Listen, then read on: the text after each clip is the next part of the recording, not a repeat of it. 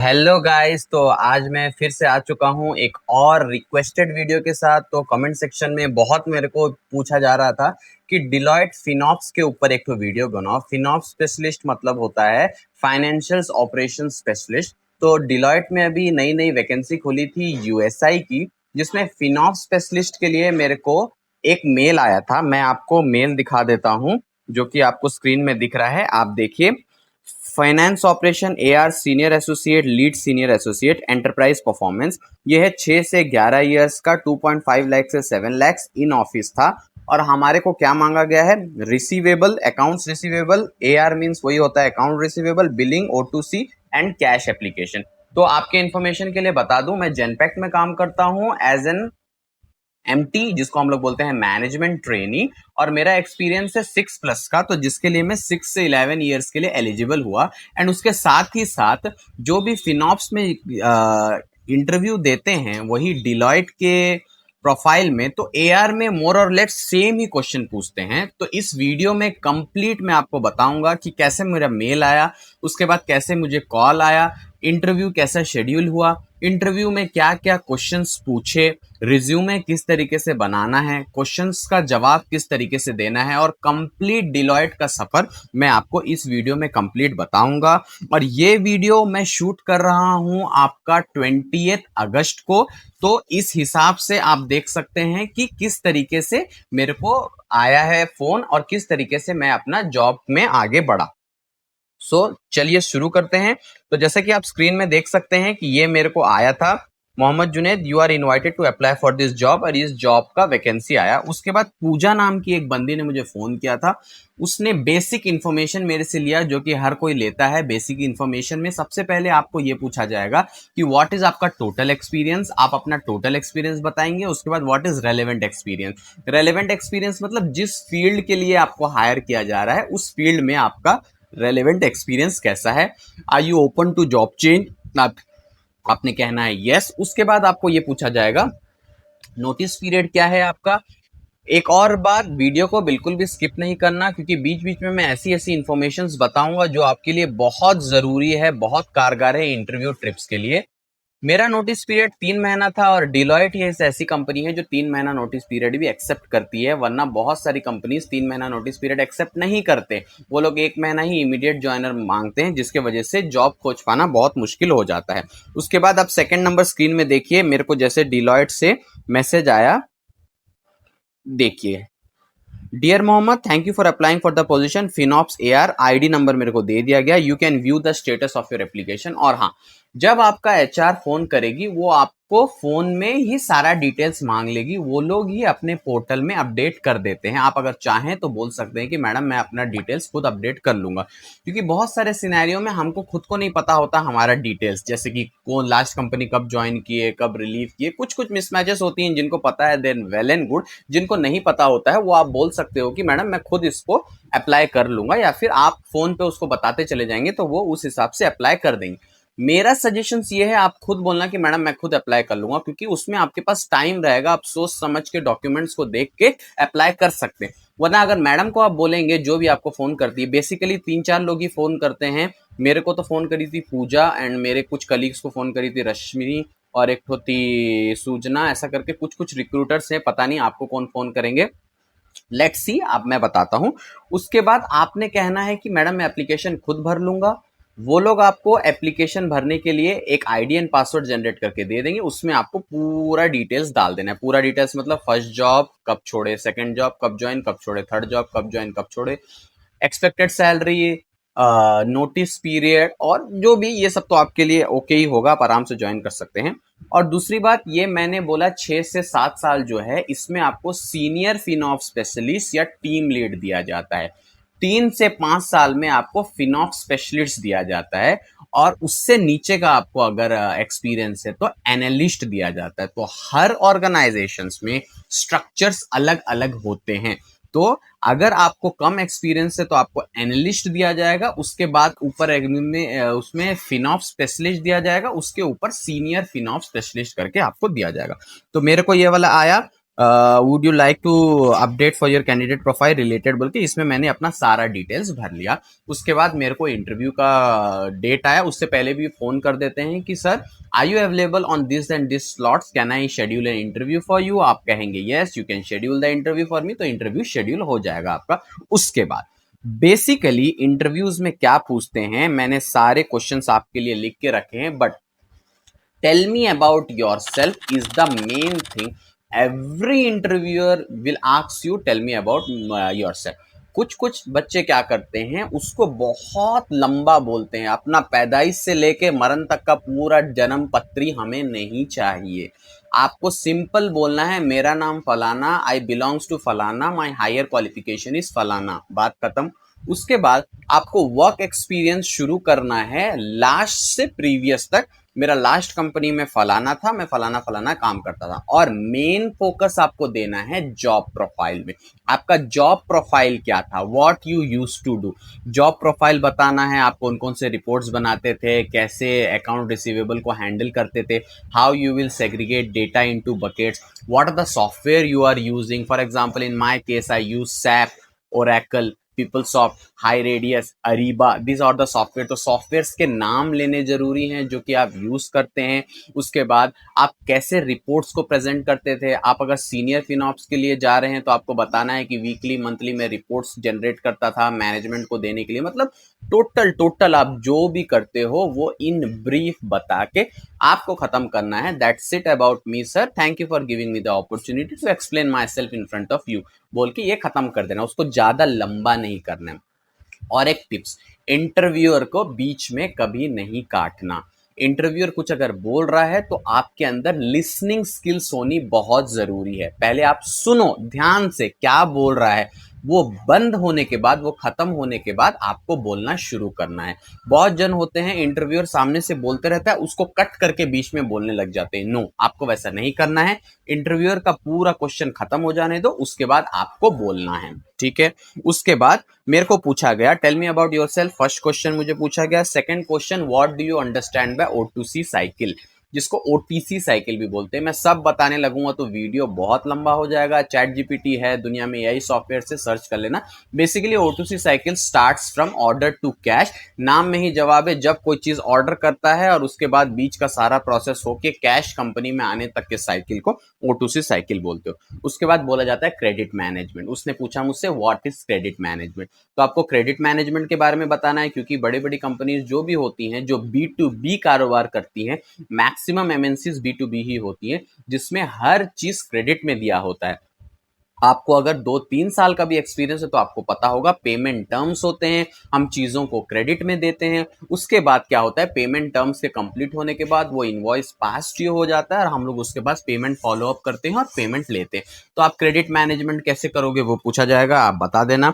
What is DSO, DSO is the daily sales outstanding या day sales outstanding उसको बोलते हैं। तो वो भी आपको पढ़ लेना है। DSO के ऊपर हमेशा वो लोग सवाल पूछते हैं। उसके बाद वो लोग पूछेंगे आपको KPI। KPI is the biggest thing you have to get prepared to get into this big roles. KPI stand for Key Performance Index। तो आपका टीम कैसे परफॉर्म कर रहा है, आप कैसे परफॉर्म कर रहे हो, आपका कंपनी कैसे परफॉर्म कर रहा है, पैसा कैसे आ रहा है, कैसा जा रहा है, उसको हम लोग बोलते हैं की performance index. There are various key performance index जो कि एक एक कंपनी में यूज होता है। की परफॉर्मेंस इंडेक्स मतलब समझ लो एक एक चेक पॉइंट्स, क्या क्या चेक पॉइंट्स आप अप्लाई करोगे अपने डे टू डे लाइफ में, जैसा आपको पता चलेगा कि हाँ मेरा कंपनी ठीक जा रहा है। केपीआई का एक चीज है DSO, एक हुआ एजिंग, दूसरा हुआ क्रेडिट मैनेजमेंट, लोगों का score, how quickly the एक्सकेलेशन is resolve, how quickly the cash is applied the invoice, ये सब होता है केपीआई। ये बेसिकली क्या होता है, एक एक चेक पॉइंट्स होता है जो कि हर मैनेजमेंट लेवल का बंदे को पता होना चाहिए। आपसे जरूर पूछा जाएगा what are the KPI you are using. तो मुझे पूछा गया, मैंने 5-6 केपीआईस के नाम बताया। अगर आपको उसके अंदर भी डिटेल्स वीडियो चाहिए तो मुझे कमेंट करना, मैं जरूर बताऊंगा।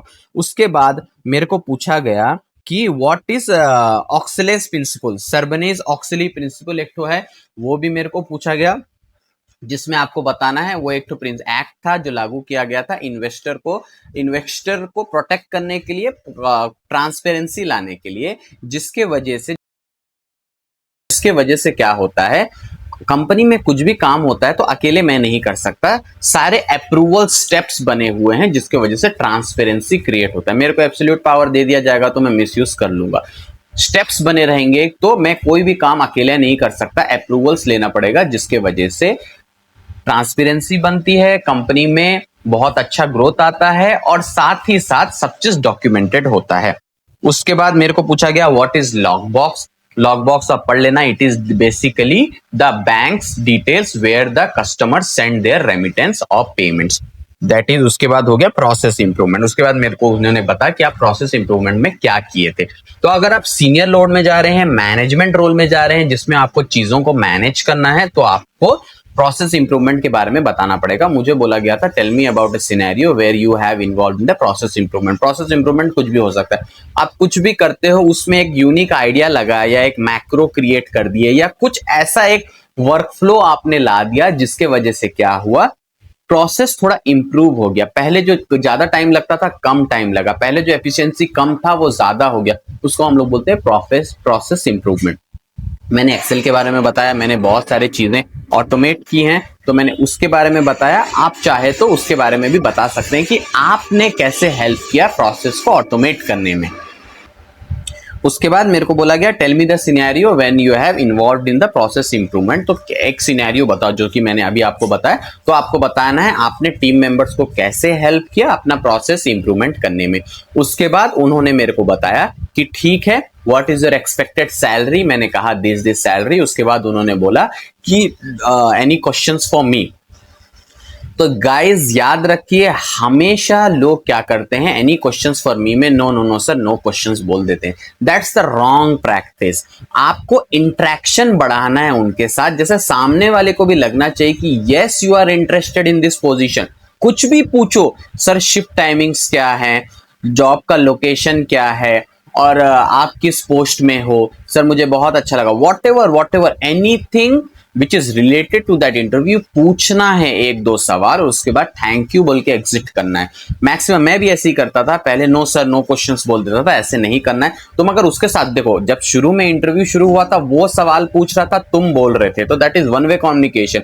जब आप भी पूछोगे तो वो टू वे कम्युनिकेशन हो जाएगा और इंटरव्यूअर के दिमाग में कहीं ना कहीं ये मैसेज जाएगा कि yes this person is perfect, और उसके बाद वो क्या करेगा आपको रेकमेंड कर सकता है। क्यों, देखिए अगर दो जन में हुआ, आपने भी सारा सवाल का जवाब दिया, इस बंदे ने भी सारा सवाल का जवाब दिया, दोनों एलिजिबल थे, लेकिन आपने कुछ रिटर्न बैक सवाल नहीं पूछा, इसने रिटर्न बैक सवाल पूछा, तो इंटरव्यूअर इसको सेलेक्ट कर लेगा।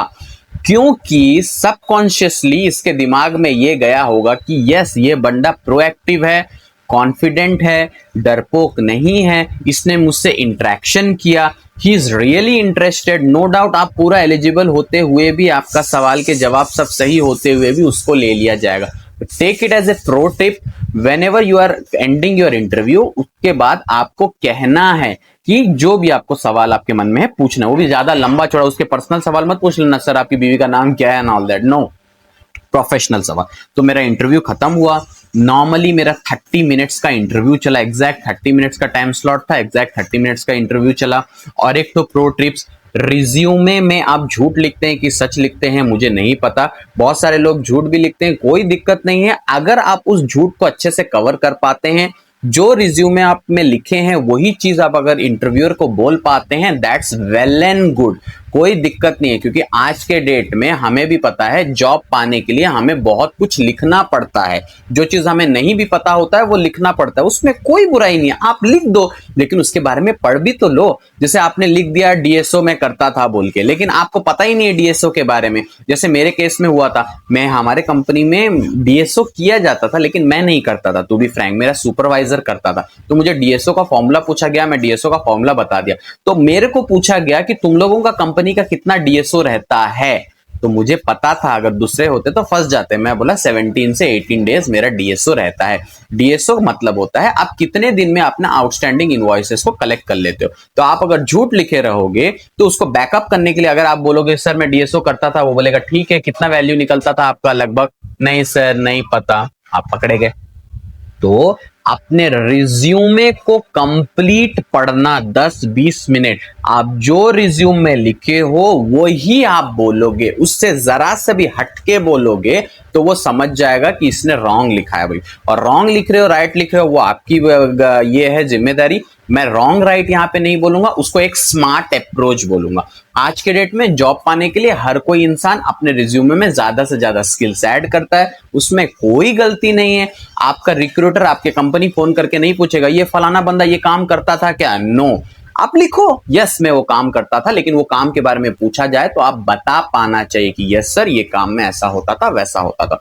तो इस तरीके से आप करना। और दूसरी चीज, मुझे उसने एक बात के लिए टोका था कि फोटो, मेरी फोटो बहुत पुरानी थी, वो मुझे पहचान नहीं पाया। मैंने उसको फिर कन्विंस किया कि नहीं सर मैं ही हूं, ये मेरा पुराना फोटो है एंड ऑल दैट। तो वो मेरे से एक मिस्टेक हुआ, लेकिन आप ऐसा मिस्टेक मत करना, आप अपना फोटो रिसेंट ही डालना। अब मैं स्टेटस अपना देखता हूं तो इंटरव्यू इन प्रोसेस बताता है, आप देख सकते हैं मैंने यहाँ पर स्क्रीनशॉट लगाया है। मैंने फिनॉप्स एआर के लिए दिया था, मेरा फिनॉप्स एआर का स्टेटस रिजेक्ट कर दिया गया क्योंकि मेरे जवाबों के लिए वो लोग मेरे को फिनॉप्स सीनियर एसोसिएट और लीड सीनियर एसोसिएट के लिए मुझे क्वालिफाई मानते हैं वो लोग।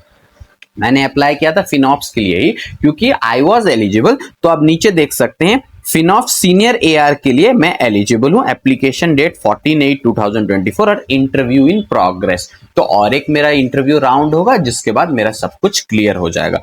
तो this is the complete scenario of Deloitte. Deloitte बहुत बड़ी कंपनी है, बहुत अच्छी कंपनी है। ये मेरा हैदराबाद लोकेशन के लिए मैंने किया था। डिलॉयट ऑल ओवर इंडिया बहुत सारी जगह पे है, और डिलॉयट के बारे में क्या बताऊं मैं, बहुत सारे लोगों का ड्रीम कंपनी है। तो this is the complete process of finops AR, fin AR, lead AR और फिनॉप्स एआर स्पेशलिस्ट का। टू बी फ्रैंक और एक बात बता दूं, मैंने अमेजॉन में भी फिनॉप्स के लिए दिया था, मोर और लेस क्वेश्चन सेम ही थे। तो अगर आप फिनॉप्स स्पेशलिस्ट के लिए प्रिपेयर करने जा रहे हैं तो यही सारे क्वेश्चंस आप पढ़ लीजिए, आपको मोर देन सफिशिएंट है। और वन मोर थिंग, एआई का जमाना आ चुका है, एआई यूज कीजिए, chat GPT, perplexity, Grok AI, उसमें सिंपली खाली लिख देना है मेरा इंटरव्यू इस कंपनी में इस पोजीशन में है, what are the expected questions, वो पूरा एक्सपेक्टेड क्वेश्चंस दे देगा। Get yourself prepared and best of luck. अगर आपको इसका दूसरा सीरीज चाहिए कि मैं सेलेक्ट हुआ कि नहीं, सेकंड राउंड में क्या पूछा गया, तो प्लीज कमेंट कीजिए, लाइक कीजिए। इस वीडियो का लाइक टारगेट हम लोग रखते हैं मात्र 200। अगर ये लाइक अचीव हो जाता है तो मैं इसका सेकंड पार्ट भी वीडियो बनाऊंगा।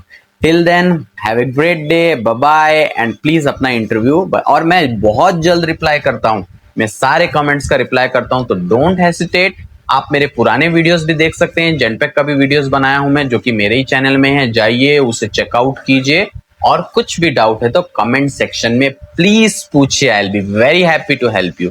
Till then happy job search, see you again, bye bye.